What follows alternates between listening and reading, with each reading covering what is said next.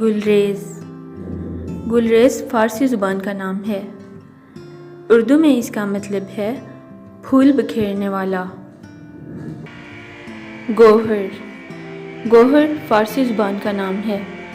اردو میں اس کا مطلب ہے موتی، ہیرا. گلزار. گلزار فارسی زبان کا نام ہے. اردو میں اس کا مطلب ہے گلستان، باغ.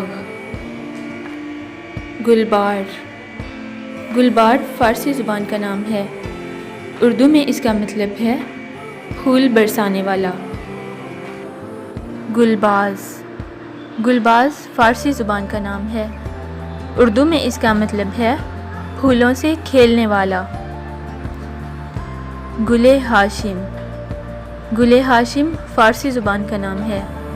اردو میں اس کا مطلب ہے چنبیلی کا پھول.